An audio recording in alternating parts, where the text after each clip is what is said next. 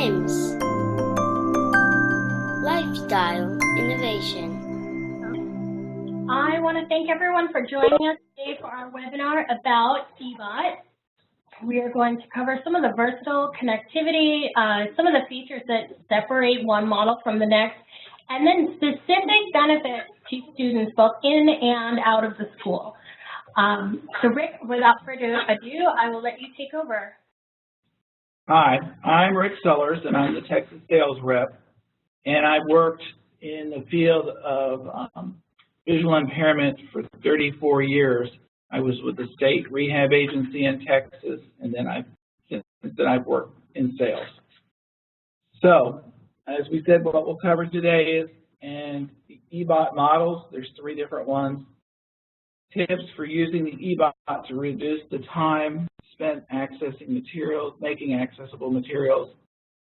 Ways to facilitate research in the libraries that aren't equipped for students. Opportunities to use the Ebot to be more independent and included in the class. How the Ebot OCR contributes to multisensory approach to learning. Ideas for encouraging better collaboration in group projects. Common Core, standardized testing, IEPs, and inclusion. So a lot of these are questions that I'm asked when I'm in Texas doing sales presentations. And I'm always asked about the 3 models of the Ebot, which are the Ebot Advanced, and the Ebot Pro. I'm going to go over each model and as we go. First, we'll go over the Ebot features that are standard for all the models. This means it's on all 3 of the models, and why I'm really stressing this is I'm asked this every time after I've gone over. People just have questions and want more information. So first thing is the connectivity. The Ebot will connect to an iPad, an Android tablet, a PC, a Mac, or an HDMI display. The iPad, the Android tablet, and the Mac will connect wirelessly. And this is great for in a classroom setting because it gives the student the ability to be not locked to one location. And if they're familiar with the tablet gestures interface, that makes it so easy, and most of the students either have an iPad or an Android tablet. So they're really familiar with those gestures. They're not learning anything new. It takes no additional time. The HD quality is great. And the magnification, a student can read, they can write under it, and they can use it for distance viewing. And, you know, writing under one is really important for people, and this allows the focus lock. So the unit does not focus on their hand as it's moving, but stays focused on the reading material that they're filling in. There are magnification levels for a 9.7-inch tablet. It's 0.8x to 35x. A 17-inch laptop is 1.5x to 69x. And the 24-inch monitor is 2.2x to 97x. Also, on these units, you have the ability to change the color mode. And that's real important for students because many students need something other than natural. They need the high contrast of the black or the white, or they need a black background with white letters because of the glare. And sometimes in a classroom with so much lighting coming into the room, they really need that black background or a blue background. So this gives them the options of choosing something, their choice. Also, they can use line or window markers with the unit. And that's really helpful if they have a hard time staying focused on one line at a time. It allows them to stay there. It's great for reading.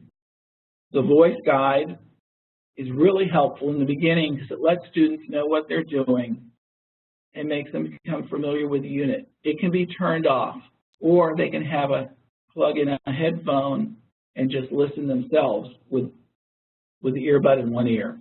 So this makes it really, really convenient for the student. It gives them a lot of control and includes them in the classroom because people aren't noticing them behind some huge monitor or something. The headphone or speaker jack, and also there's a volume control.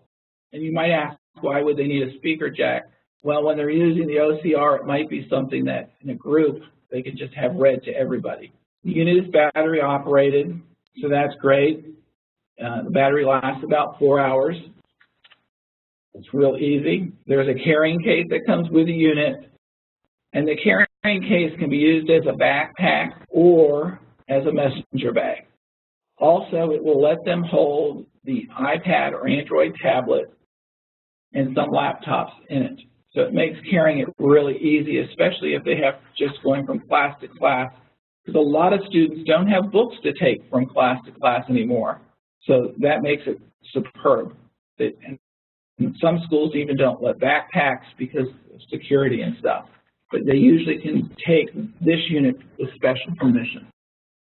Now we'll go over the features of the Ebot standard, or just the basic model.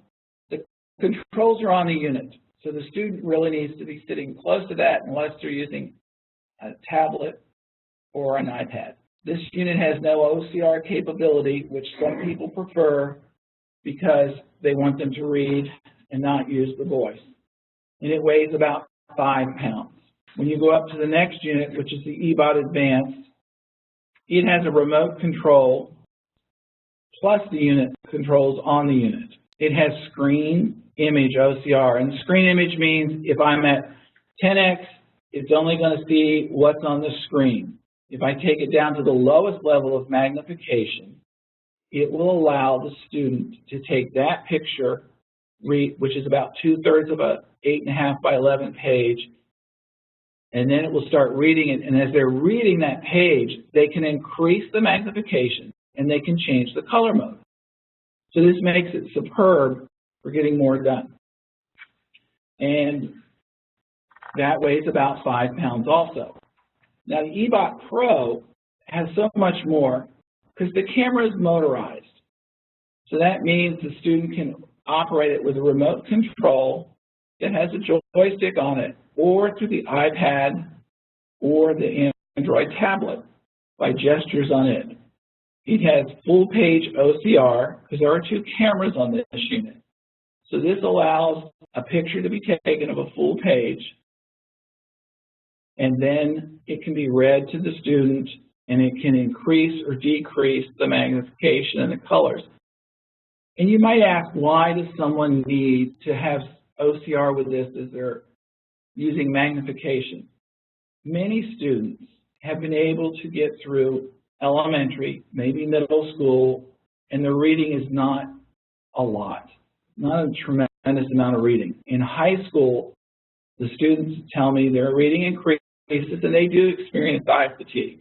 And then when we speak about going to college, and the teachers, the VI teachers and myself tell them there's going to be a lot more reading. You're not even close to the amount of reading in high school you're doing, even if you're taking AP classes. So this allows them to see the benefits of reading, because many students are not using Bookshare or Learning Ally, because they're like, I can just read, I don't need anything like that. And for college, they're going to need to be able to make that transition to use both. And it's a difficult thing for a lot of people. So this allows them to make the move slowly and makes them comfortable and not being just thrown in all of a sudden, I have to use speech.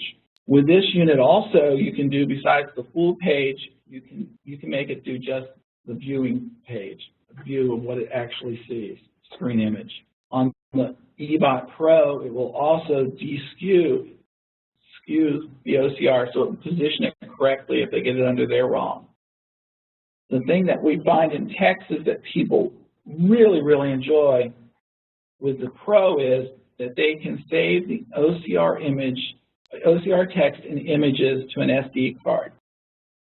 This has proven extremely popular in science and math classes because the students, when they have this focused on the board, can take a screenshot of the board. Then they can refer to it later when they're doing homework or they're in tutoring, because if it was me, I would be in tutoring for math. It was not my strong area. So that makes it really comfortable for them, and then they can refer actually to the teacher's work, which is something a lot of times students are missing. This takes care of that. It's perfect. It is on an SD card. The SD card can be put in a computer too. So they have lots of options there. This one weighs about 6.8 pounds. We'll talk about the Ebot Wi-Fi connectivity. It is a dedicated Wi-Fi system that HIMSS has created. It does not rely on the external Wi-Fi in the school, in the library, at home. I could use this in my car traveling, and it would work. You could use, you don't need internet connection. And I've been taken to schools where the IT people are like, it's not going to work. They have to get on our Wi-Fi system. When I arrive and we show it, the IT people are like, wow, this is great. We have no problem with this. And this is because they've been stung different times by systems that have said that, and then they had to rely on the school system, and it's really sometimes difficult to get on because of security. This is not a Bluetooth connection. So if people ask you if it's Bluetooth, it's not. If it was Bluetooth, the image would not be good. So as we said, you can take this anywhere. You can do it in the classroom, home, outdoor areas, class trips, anywhere. And we all know that sometimes it's hard to sign on to Wi-Fi systems in different locations. That's why this dedicated Wi-Fi system that HIMSS has created solves this problem. It makes it so easy. I have yet to be refused. In the school that I was in Texas, they were like, we don't know if you're under where the signal is sent from, the booster, that you'll be able to do it. We went under it, it worked. We went all around that library, it worked. They were just ecstatic. They said, this really, really works well. So, Rick, one thing to add, I think we should specify, too, that the Wi-Fi that's built into the Ebot is used when you're connecting wirelessly to a tablet like an iPad. So if you're connected using a wire, you can just turn off the Wi-Fi on the Ebot. You don't need it. So I just wanted to specify that it's used for connecting the Ebot to a device wirelessly. Yes. So it would be to the iPad, the Android tablet, or the Mac.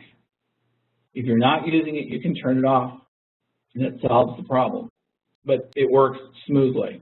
The teacher prep intervention. All the time we're hearing getting accessible forms of textbooks can take weeks. With this, the student can start the day that class begins. The day they get their books, they can start looking at it. They're not behind the sighted students, which has always been a problem for visually impaired students in this country. It has always been an issue if the books are not already converted. They love it. The students like it because they can enlarge worksheets during the class. They don't have to wait for the VI teacher or an aide to enlarge their work that the teacher created the night before and walks in with. And teachers do that. My wife was a teacher. It's part of teaching because you have to teach what students need at the time. And maybe your lesson plan said something else, but if the students didn't understand something, then you want to go over it another day. And maybe you've created another lesson has been created, a worksheet. That's what it's for. It allows them to see it immediately. There's no delay. They're part of the class. And then when they're in facilitating group projects is a problem, students need to be integrated in the classroom. This alleviates that problem. They don't have to be put with certain students because they have more patience or they'll work with them. They can sit down with their peers and be part of the activity. They can be sent anywhere in the school. Their team is not, or group is not locked to one location. This is exactly like in the classroom. When we had the old large video magnifiers, CCTVs, the students often were set up in a corner of the room because of electricity, and also because they couldn't block the rest of the students. This lets them be part of the class. They have independence, freedom to participate in everything. You know, if there's a whiteboard, blackboard, a lot of times that's been a problem for students to see. This eliminates it. Students can see at a distance, can enlarge it to the size they want. If they're using an iPad or an Android tablet, they can hold that tablet in a position for their vision. We all have seen the students that have had to sit at a monitor and either look up and their neck is just stretched up so they can see right, or they're looking down because of where their vision is. or having to turn their head because they have more peripheral. This eliminates that. They can put the tablet where their visual field is. It's comfort for them. What's great about accessibility, wherever, whenever, the Ebot collapses and folds up into like a messenger bag. You can take it anywhere. Easy to take on a plane, school bus, car, anywhere they go. They can use it at church. They can use it at home. They can use it at a job, the library, friend's house. They're not locked into having to have people come to their home because that's where their video magnifier is. They can go and be part of the group anywhere. They could work, a booth at a school event. They could be taking the tickets, doing the money, everything, checking people in. It's there. It's for them. They always have access to printed material. And the big thing my students here in Texas like, they can sit anywhere in the classroom. They are not the teacher's pet, connected to the teacher's desk or sitting in the corner isolated. They can go sit among their friends if they use the iPad or the tablet or the Mac computer, because they can sit anywhere they want.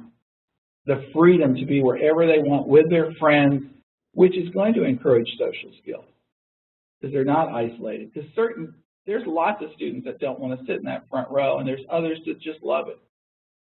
This gives these students the choice, the independence to do what they choose. Supporting a multisensory approach to learning. The magnification is for visual learning, real important for a lot of people, and the color combinations allow them to do that. Also the line markers or windowing. It helps them tremendously. It gives them that freedom. The OCR is great because they can have it read to them and they can follow the words as they're reading. This is wonderful for younger children that are learning to read. You can increase the speed too, because how fast the OCR is reading, you can decrease it. You can change it to a male voice or a female voice. You can change the pitch. It's wonderful. It allows a lot of freedom for a student. Students can write their own notes in class. They don't have to rely on another student's notes. Often, a lot of them do not have note-taking abilities because they haven't had to take their own notes in class. This allows this to be taught as a skill. Students to learn to write notes. Yes, it's a long process for all students in school. Sighted and visually impaired learning to take notes, but it's a valuable skill they're going to need all their life. And we really need to work on helping students develop that skill. And studies show that multisensory learning works. It embeds information in and activates different areas of the brain. It makes people that can use more than one way, visual or OCR, it's a smoother flow for them. People that have just one way learn to use it and learn to use it their best. But those are just the totally blind people, and a lot of those will use Braille for reinforcement. But most of us that are sighted use our vision and our auditory skills while we're learning. And this allows students to do that. There's nothing worse, and I've had many students say to me, than sitting in a classroom, the teacher's talking and stuff is on the board and they cannot see what's on the board. So either if they have a friend close by and the teacher allows it, someone's describing what's on the board, or they're left out. This eliminates being left out. This makes you part of the group, part of the class.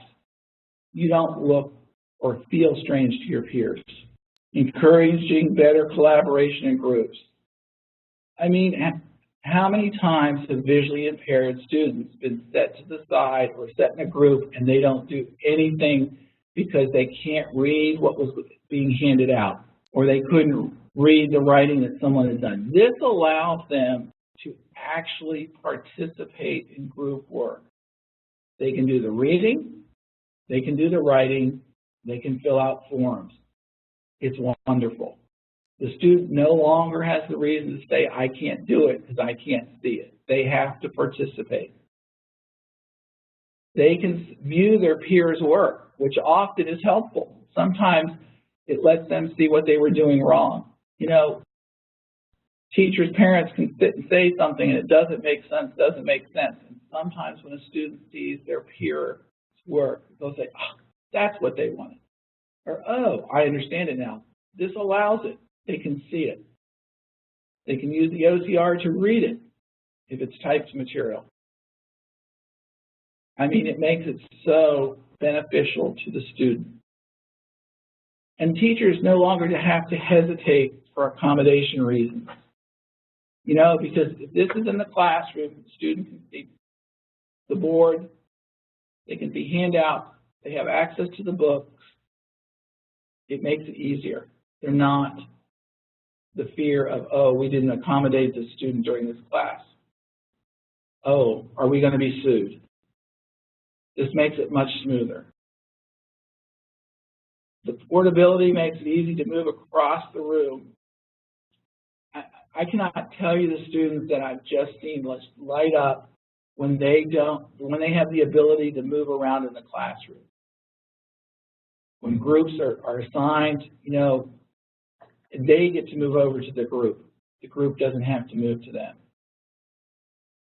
Because often they've been stuck in the front of a room. This gives them that portability.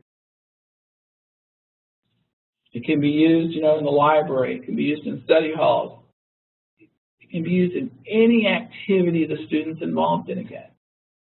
They can use it in clubs, you know, music, art. Students do really well with art with it because they can see the work they're doing. They lock the focus on the project, and then when their hand moves under, it's not refocusing on their hand. It allows them to do so much more than they've been able to before. And because of the portability, they can do it. In an art class, they can shine it up and see what's in the front of the class that they're supposed to be drawing, and then move it back down if they need to as they're drawing. Some students, some individuals, when they draw, are looking at what they're drawing and then just working, sketching. Not me, I'm not an artist by far. And then they just look back and forth every so often. Inclusion, IEPs, Common Core, and standardized tests. Ebot is a flexible solution that lets students be integrated into the classroom and fulfills multiple IEP needs. I'm seeing in Texas, they're writing it into IEPs all the time so the student has the unit so they can use it in class. You know, it fills testing requirements because they can sit and do their own tests. The students can be in the classroom with their peers doing their tests. They don't have to be taken down the hall, put in in the library, put in the counselor's office to take a test. They can stay with their peers. They know what's going on. If someone finds an error in the test, it can be called to their attention at the same time. They can fill out a Scantron. It's great when they can do more and more independently. They have the freedom, the ability, and they can see what else they can do in life. They can use magnification, OCR, or both, depending on the reading context or the best learning method. This is because you can use the OCR because you can put the headphone on and you can listen to it. And see, it's a long passage that has to be read, and then it's questions answered. It allows them to do that, where maybe if they were reading it on their own visually, it would be a slower process, which means the testing time had to be extended, which isn't a problem unless the student feels out of place with it. My son qualified because of his learning disability for taking tests in other rooms. He would not do it. He would refuse.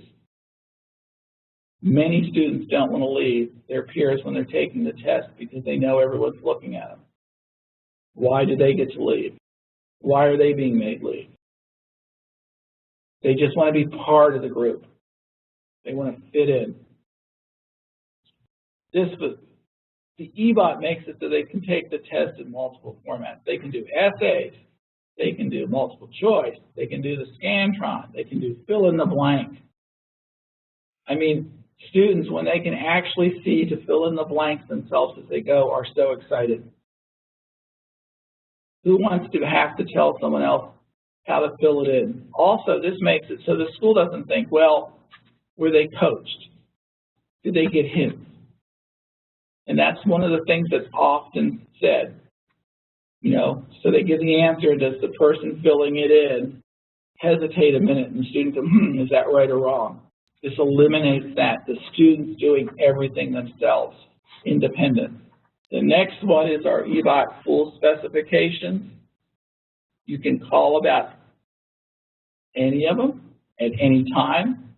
The dealers or HIMSS Inc. will answer any questions you have. That's what we're here for. That's what we love to do. There's a 2-year limited warranty on parts and labor.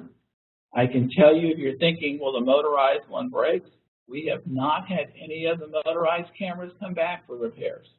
I guess, Michelle, we're ready for questions and answers or comments. Okay.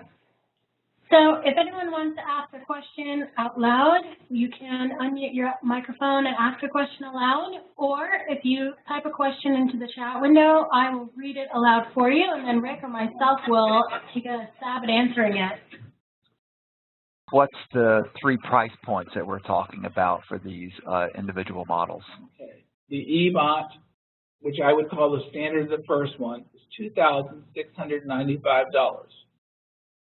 The Ebot Advanced is $2,995, and the Ebot Pro is $3,895, and it is on. There is an educational special listed through the end of October, with $400 off, which would make it $3,495. Hey, Rick, I have a question in the chat window, 2 of them.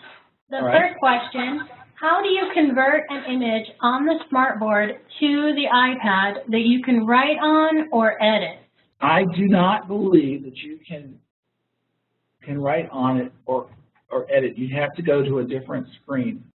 I think in that scenario too, you would be using the iPad to view the whiteboard, and you can save an image from the whiteboard, but you would want to probably then take your notes in a notebook or possibly on another device, because the iPad screen is not very big. If you're on a computer, you could do the Ebot screen in a smaller window and then have Word up to take notes on the computer screen. But I wouldn't attempt, well, you can't have 2 screens on an iPad, but even with an Android where you can have 2 screens up, I wouldn't recommend it just based on the size of the screen. But like I said, if they're on a laptop, you could very easily have Word on half the screen and have the Ebot picture on half the screen, and then they could be looking at the whiteboard and also taking notes, but you can't take notes on the whiteboard image. And then next question, are there tutorials? There are not tutorials right now. We will be creating some because I have been asked in Texas to go and do some Ebot training for teachers specifically. So I think as we do those, we will be doing some recordings and then posting them online. So I would say they will be on shortly. It's something we're working on, and we do have, you know, the Texas-based support. So we're available during business hours, during the week when you need help. We're super friendly, and chances are you'll either pick up when you call or call you back pretty soon. So while we don't have tutorials right now, we have very friendly support, and they're happy to take your calls. And you can email and schedule a time, and then we will try and call you during that time. We do that with all of our devices because sometimes the teacher has a really limited time when they're with that student. So we'll try to do that for you. We're really here to help you and your students. And the next question, Rick, how do you fill out forms? So what happens is the camera is focused in the reading position down below. And you have the form on the plate because it's not an XY table. And then you start where you're going to fill in as you've read, and then there's a blank to fill in, and you fill that in with handwriting. and then you move along to the next. So it's pretty much like visually, except you're moving the form with your hand a little bit as you go is probably the easiest way. Because on the XY table, you were moving the table, and the plate, the base plate makes it so you can move the paper very easily. Does that answer your question? I want to make sure that one came across clearly. Well, I know another question we get too, people sometimes think because Ebot creates a Wi-Fi, a little Wi-Fi network for connecting the iPad, I think people sometimes think that that takes the iPad online, which it does not. You do not have internet access. It will not magnify the screen of the iPad onto something else, which a lot of competitors do. They'll magnify the iPad onto a larger monitor. We're kind of doing the reverse. We're magnifying a piece of paper, or we're magnifying something on the whiteboard, and we're using the iPad as the monitor. So it is the output as opposed to the input, and that's kind of what makes Ebot unique. We are, I believe, the only ones using the iPad wirelessly for outputs. The iPad becomes the monitor. And then Darlene wants to know if you can demonstrate on filling out the forms. And we're not set up right now to do video like that. If you will email me at webinars@HIMS, HIMS-inc.com, we can schedule to have someone demonstrate via video just one-on-one with you. We can use the WebEx platform to do that. We're not equipped right now to do that on the spot. But if you'll email webinars@HIMS, HIMS-inc.com, we will coordinate that with you. Hey, Michelle, this is Ike, if you don't mind me interrupting. I think the easiest way to answer that for the questioner is that you would fill out a form in the same way you would on any other type of video magnification system. You know, in that you, like Rick said, you basically have the form under the camera, and then you look at it on the display, in this case the iPad, and the person would put their pen or pencil down there and, you know, write in the form and then move the paper over to, you know, read the rest of the question or the next question and move to the blank, that type of thing. So I don't think there's any special thing for writing associated with this product. It's just what we normally do with video magnifiers. That's a really good explanation. Thank you. Yep. Yeah, it's very, the Ebot, even though it's very small in size and it has the wireless capability and it has the battery, it is very similar to one of the large desktop magnifiers as far as what it can do. It's just that we add a lot of things on top, like the OCR and the ability to save, the ability to fold it down, obviously, and take it with you. And then the ability to choose your monitor. You can choose an iPad, you can choose a laptop. You can choose a really, really big monitor. If you want to hook it up to your TV, you can have a giant monitor. You just need to have that HDMI cable. All right, so I'm going to flip to the next screen here. Obviously, you guys know how to sign up for a webinar because you signed up already, but if you want to keep track of what topics are coming up, you can go on our website to HIMS, HIMS-inc.com/webinars. And you'll see there we've listed all of the webinars, I think through December. There's a couple of different topics coming up, so go take a peek over there. The December webinar, I'm really excited about. It's a little different for us. We are going to be having an online virtual holiday party of sorts. So if you register for that, that's going to be one that you want to attend in person. We're going to have the whole HIMS team on the line. We'll have some trivia, a couple of, I guess, games that we can play online through the chat window and through the voice controls, but we will have some prizes that you can win. I think everyone that signs up will receive some sort of small gift, a card or something in the mail. But if you join us live, like I said, we're going to have several prizes and things that we're giving away. So it's definitely one that you'll want to attend live. And we have a few more questions that just came through, Rick. Okay. What type of SD cards does it support? It will, are you asking the size? It will take up to a 32 gigabyte SD card? No, I'm asking about, does it take the mini SD, or, you know, there's two or three kinds of little SD. I'm sorry, it's the standard SD card, the oldest one. It's not the mini or, yeah, it's just a regular SD card. What about a USB flash drive? No, it does not at this time. That is something we've requested to our engineers, but that has not happened yet. I One thing you could do if you needed to save an image, if you're on an iPad or computer, if you've got something on your screen and you just want to capture it real quick and you don't have an SD card, you could just take a screenshot, just like anything else. You can take an iPad screenshot or a desktop screenshot. As long as you're not on just a regular plain old monitor, you could do that. I strongly suggest you push the engineers to make it USB compatible, because that's such an easier format for people to manipulate than an SD card.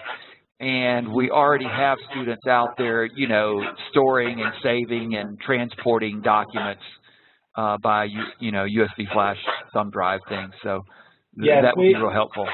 We have really stressed that, because in the States, that's been a really important issue. I'm not sure that in the rest of the world the SD card was used more, but we have stressed that in the United States and Canada that USB drives are much more preferred. But thank you, and that's good. I get to pass it on again. That always makes me happy. So if there's any other questions out there, you can unmute your mic and ask aloud, or type it in the chat window and I'll read it. We'll hang out for another few minutes and see if anything else comes through. Kareem wants to know, is there any way that Ebot can use another browser besides Firefox? So Kareem, the Ebot actually doesn't use a browser. There's a special app or a special program that you would install on the PC or the Mac. We have a special program for each of those. And there's an app in the App Store that you would download, and it's free. Once you have the Ebot, the app is free from the store, and you would just install that. So it uses its own program to do the viewing. It's called the Ebot Viewer. I'm sorry, I did not review that with y'all. So again, the Ebot doesn't actually connect to the internet. It creates a little Wi-Fi network that your iPad will connect to. And just the same way that when you're connecting to the internet, you go looking for your home Wi-Fi or your school Wi-Fi, once the Ebot is turned on, in that list of available networks, you will see the Ebot network. And the other nice thing about that, too, is it's not really providing internet. It's just providing that visual connection from the Ebot magnifier to the iPad screen, so that if a student is using the Ebot for testing, you don't have to worry about him looking on the internet and jumping over on the iPad and looking things up. If he's using the Ebot, that's the network he's connected to, and he cannot connect to the internet without disconnecting the Ebot. Which a teacher will notice pretty quickly, because the iPad will not be showing the Ebot anymore. But just by nature of Wi-Fi, you can only connect one at a time, and it will not give you internet access. It just gives you Ebot access.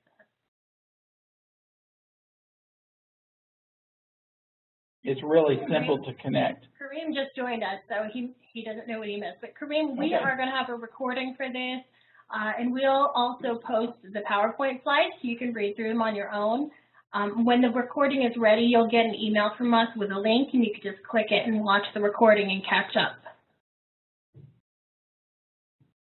And I think we had another Ebot webinar a few months back. If you go to hims-inc.com/webinars, we have recordings of past webinars out there. And I want to say it was probably a good 6 or 8 months ago. We did a little different presentation on Ebot, but it was geared towards schools and students. So you could, in the meantime, go check that one out on our website. It was in February of 2015. Was it? Okay. Yes. Rick, I want to thank you so much for presenting for us today. Well, thank you for having me. And I want to thank everyone for joining us live, and everyone who is going to be watching this later. I hope you guys all have a great week. Thank you. Thank you.